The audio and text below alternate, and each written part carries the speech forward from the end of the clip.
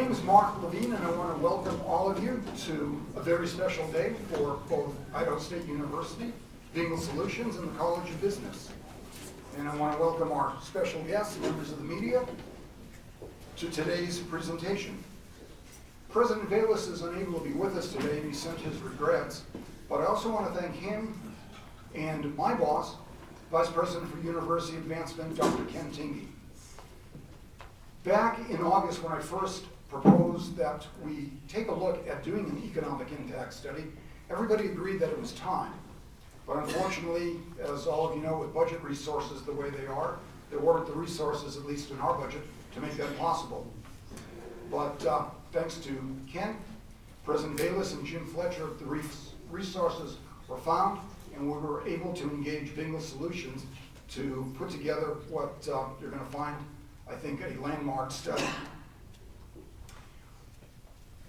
Why was the study undertaken?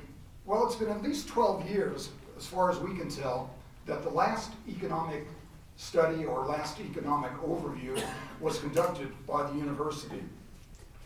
We understand that we live in an era of continual technological change and a knowledge revolution. How universities respond to the opportunities and challenges we face, such as Idaho State, will in large part determine the course over the next decade or more.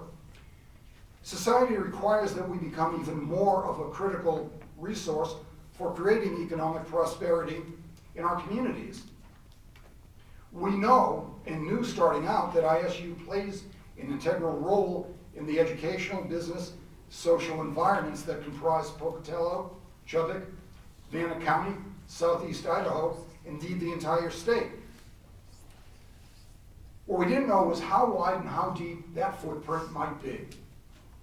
We engaged Bengal Solutions, a resource unit of the College of Business, and I want to thank Dean Dr. Ken Smith for his help, and Sam Peterson, who was the advisor to the Bengal Solutions group, to find out exactly what our economic footprint was. It's my pleasure at this point to introduce Dr. Ken Tingey, Vice President for University Advancement. It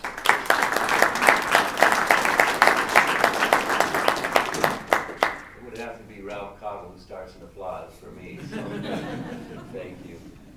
We appreciate you being here. You are the friends of this institution. You help it grow and develop, and you've made a huge difference, and so thank you all for coming. We deeply appreciate your support that you've provided for us for years and years and years. I'll be very brief, but I wanted to thank, first of all, Dean Ken Smith, who's the Dean of the College of Business. Ken, could you stand, please, and raise your hand? Thank you. Mayor, welcome. Thank you for coming. We appreciate you being here, and council members and others.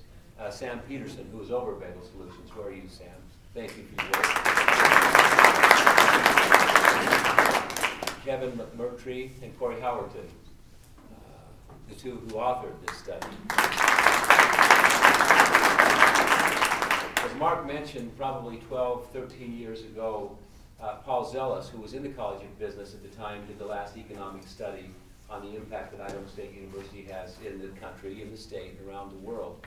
And we used that a lot, but since that time we haven't done one, and the state asks us all the time, legislators ask us all the time, donors ask us all the time, and so we engaged Bengal Solutions, which is an incredible entity. It is located in the College of Business. We thank Dean Smith and Sam Peterson again. It is made up of MBA students who both have academic credentials, and in addition to that, they have real-world credentials, and they've been used throughout the state by a number of groups to provide services and consulting. And so we engaged them in this, and they put together a marvelous study on the impact that this university makes in the state of Idaho and beyond. So without further ado, we thank you again for coming, and Kevin and Corey, would you present your findings? Thank you both.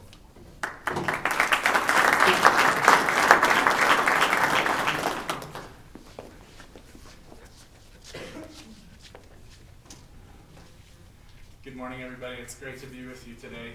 First of all, we just wanted to also express our gratitude for the many contributors, both those that are listed in the main report and those that are unlisted. It took a tremendous effort to complete this study, and it took a lot of hands and a lot of hearts, a lot of people's minds on this project, so we appreciate all of you. Thank you. Briefly, as Dr. Tingey mentioned, we wanted to talk a little bit about the study itself, the approach that we took to that study, why it was completed. We began the research on the study September of last year, so it's actually been about 8 months now that we've been working on this particular study.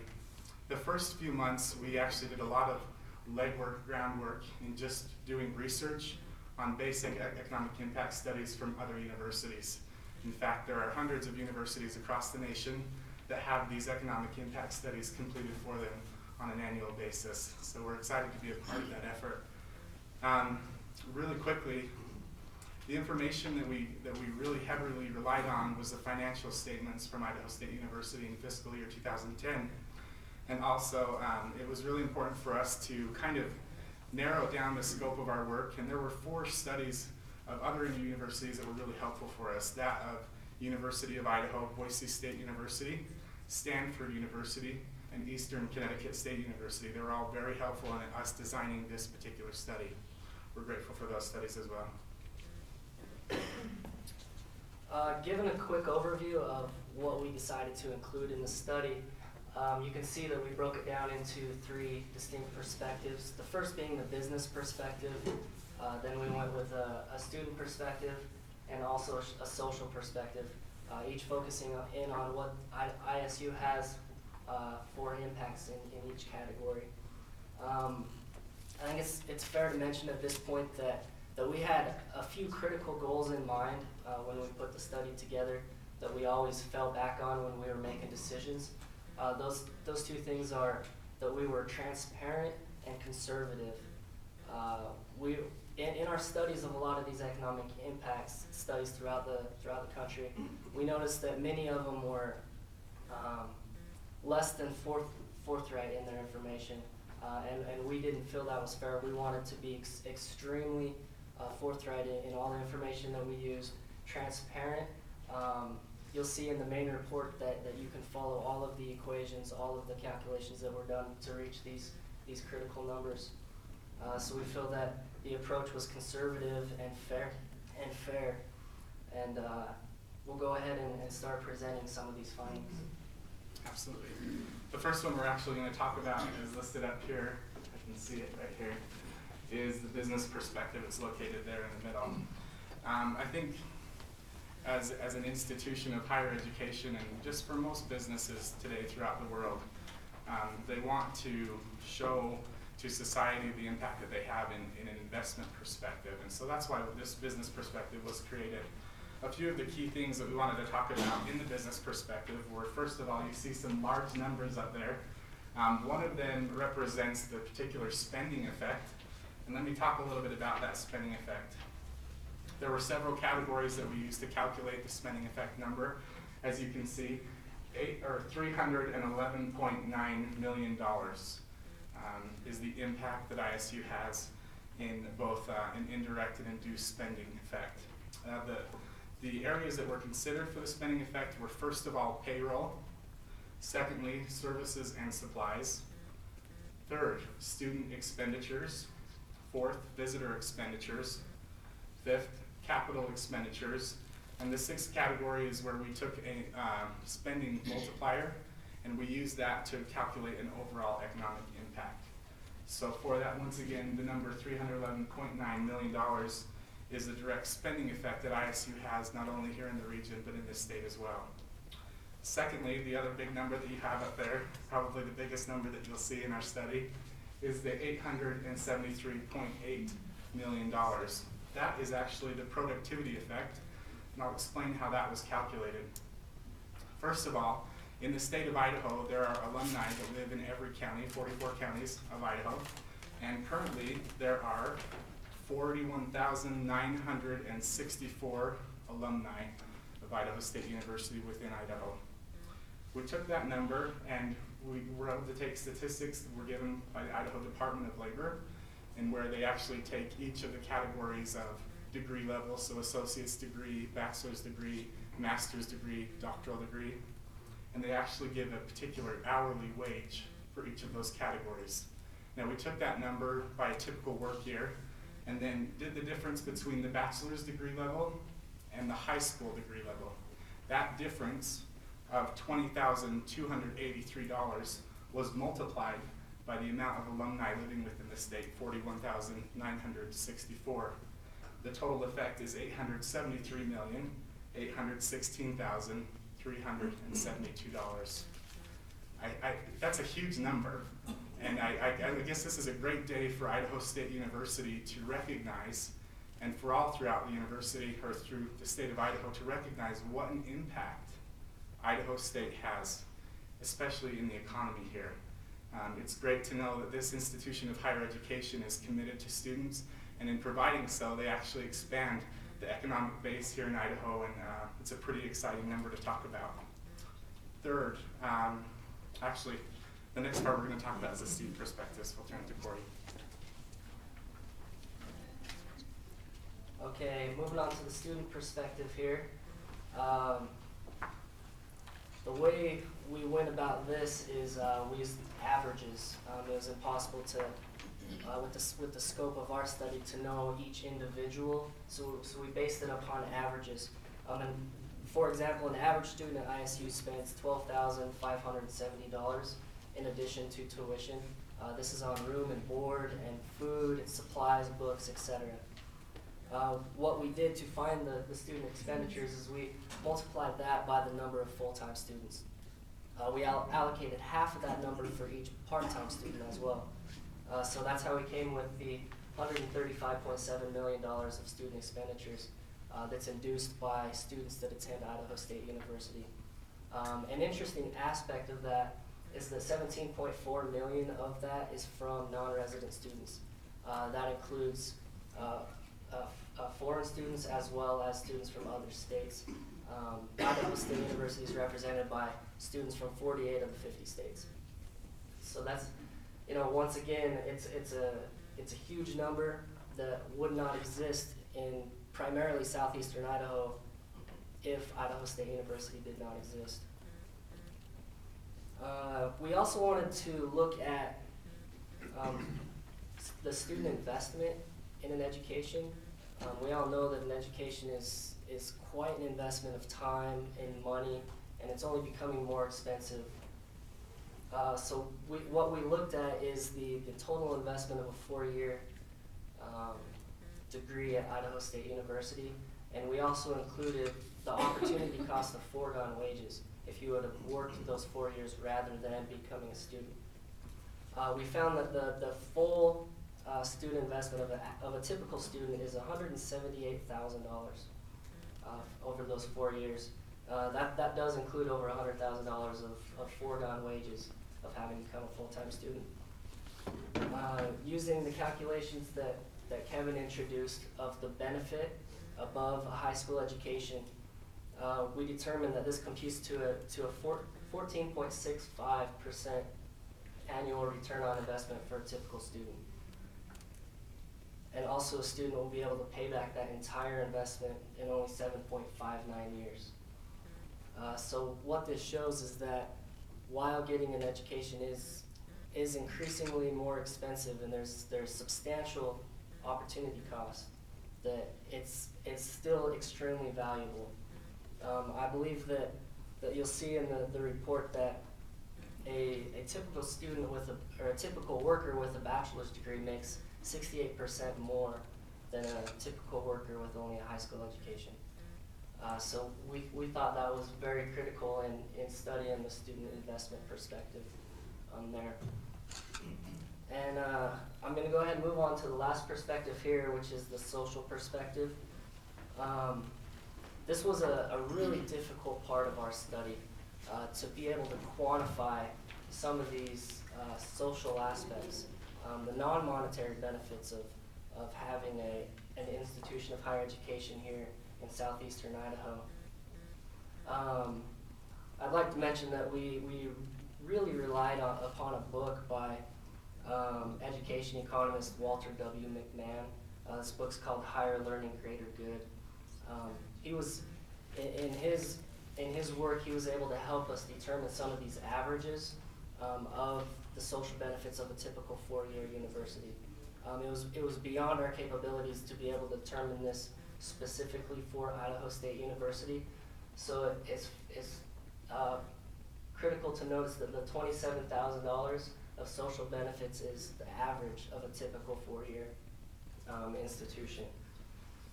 What that includes in these social benefits is lower crime, lower public costs, political stability, R&D dissemination, increased civic responsibility, participation, increased tax revenue, and so on.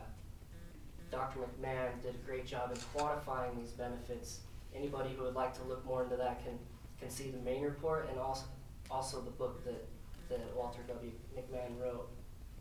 So the 27,726 of added social benefits is for a student that achieves a four-year degree, the annual benefits that he will contribute to a local economy that can't be measured in just monetary values. One of the things that we thought was great about this is ISU has a great focus on health services and health education. And Walter W. McMahon computed that the lifetime savings in public health care costs is almost $8,000 for each student who completes an associate degree, and almost $14,000 for each student who completes a bachelor's degree. Also, ISU works very hard in contributing to this in the local community. There were over 41,000 clinic patient visits provided by ISU's health services. This is an increasingly growing trend as well. That's a 17% increase in patient visits in fiscal year 2009. So seeing each one of these perspectives really does show the huge contribution that ISU has, not only economically, but for students, for everybody in the community with these added social benefits as well. So this time we would like to open it up to anybody who has any questions.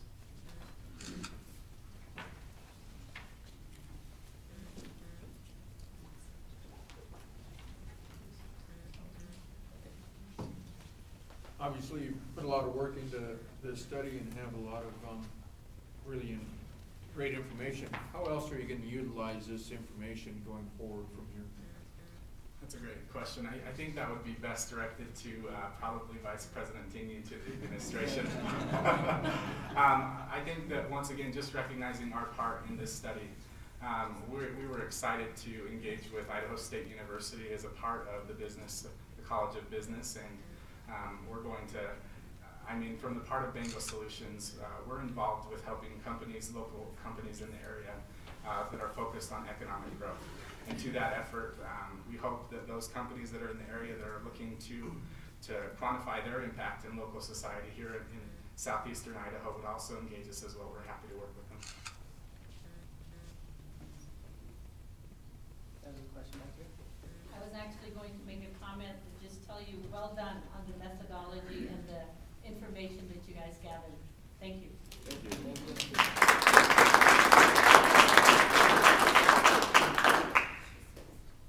Are there any more questions? Okay, I think, yes. Maybe I can just say one thing in conclusion of the study. It's been an interesting process going through this study together with Corey. It's taken a lot of hours, a lot of time, a lot of sitting there just looking at each other dumbfounded by how in-depth these studies go into quantifying that impact. But we're proud to be a part of Idaho State University. And in looking forward, I really think that Idaho State University is a forward-looking institution. And with its focus on economic development here in the area, we're excited for the future of Idaho State University and Bengal Solutions. Thank you.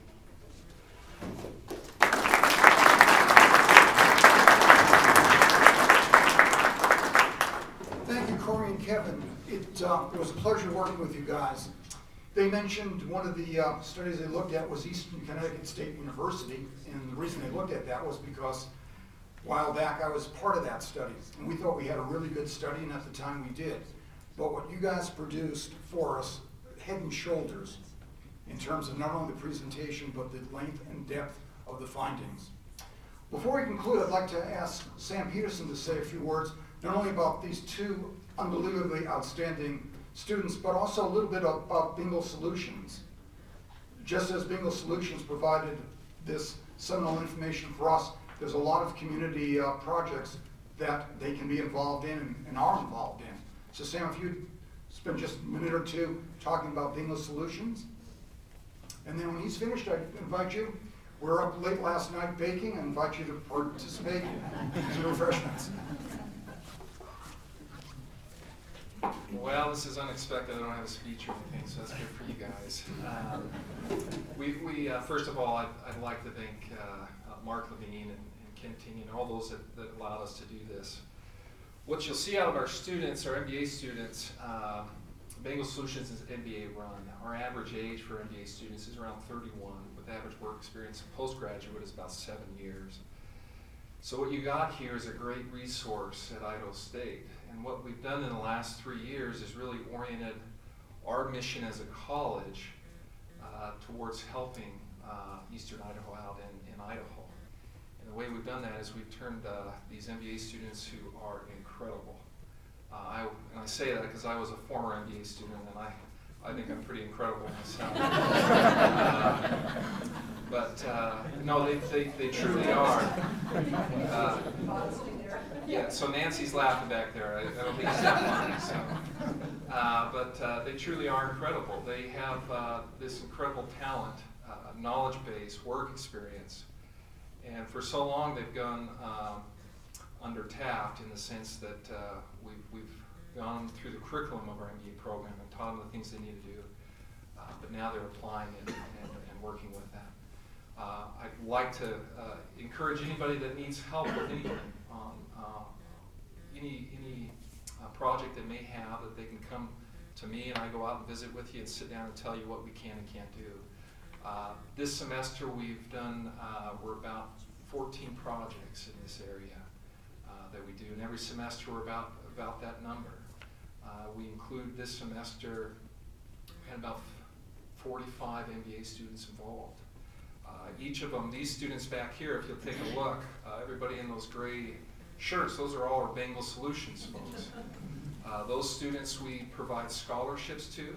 We pay their way through school, and they provide 20 hours a week of work. So this is a part-time job for them, as well as getting their MBA. We also have all of our other MBA students that we team them up in teams of 3, and their last course is a capstone course, which they have no tests, no exams, and all they do is work for the economy. And so we're grateful for the opportunity. I'm grateful for these students back here. They truly are incredible. We're grateful for ISU and for the College of Business for allowing us to do this. And so I'll leave that with you.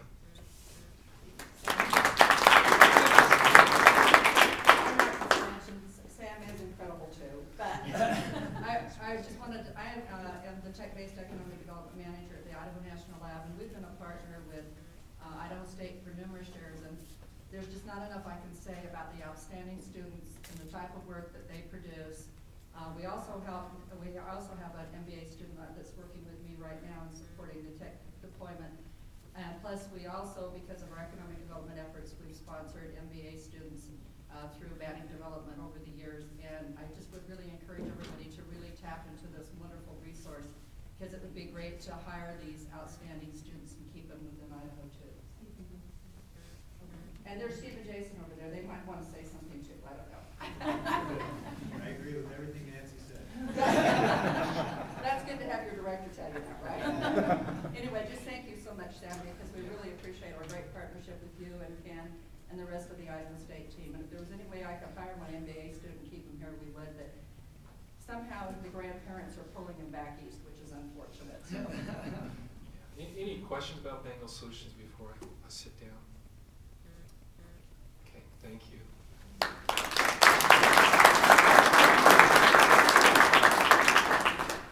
At the top of any great organization is the head, and the head of the College of Business is our colleague, Dr. Ken Smith. Ken, would you like to say a few words, please?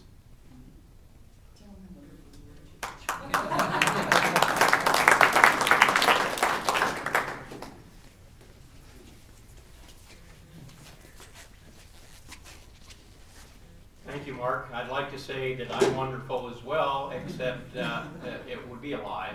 I do have a gray shirt. I'm hoping to get into the MBA program, so I participate. This is a nice venue for Bengal Solutions, and I appreciate the opportunity for you to hear that. But let's keep in mind the real purpose here is to talk about ISU and its impact on Southeast Idaho. One of the things the students couldn't measure here, because it's just not quantifiable, even though they do it, is the impact on the community of having the university as part of the community. And that's something that we're developing as we go along.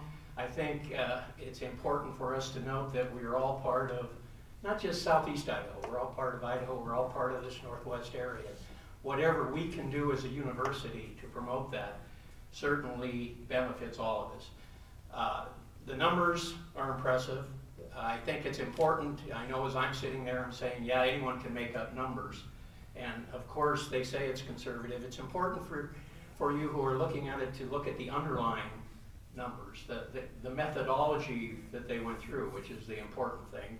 So there is a 30-page report as well that's available to anyone who would like to look back, see the transparency, see how the numbers are there, see what the multiplier effect is, and see what the logic is behind those numbers.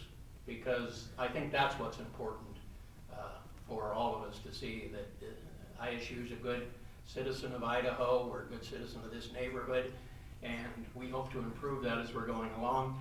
I am really happy that Bengal Solutions is part of that for this study, as well as for whatever we can do through Bannock Development and through any of the organizations to improve economic growth in Idaho. So thank you for coming today. We really appreciate it.